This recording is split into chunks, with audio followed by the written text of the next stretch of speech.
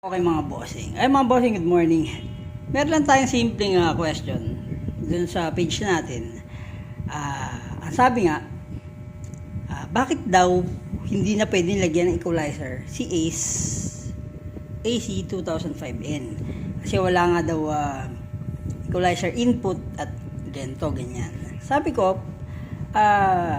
ganito kasi siguro ang reason ni Ace. Kasi doon sa circuitry niya, doon sa kanyang design, meron na siyang built-in digital processor. Nandun kung may 3% equalizer diyan, merong suppression. So, tsaka malinis at maganda na ang tunog niya.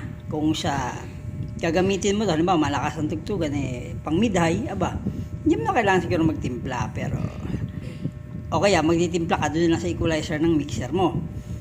So, syempre, para sagutin natin ang tanong, hindi ba pwede lagyan ng equalizer? Syempre, mga bossing, pwede.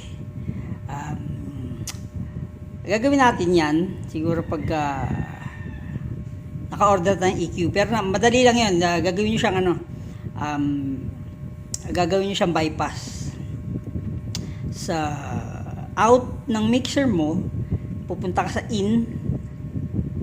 sa input ng equalizer mo, then yung out ng eco mo papunta sa input ng amp ni Ace. So yun, may equalizer ka na. So tignan nyo na lang kung ano yung may difference niya, mga bossing.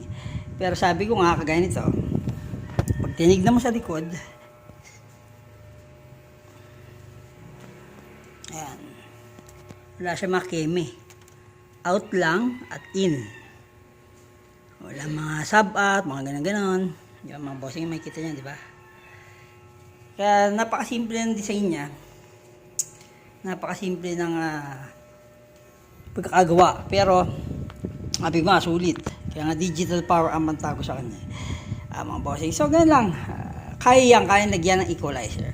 Pero depende sa inyo, mga bossing. Ano pang gagawin natin? Let's rock and roll.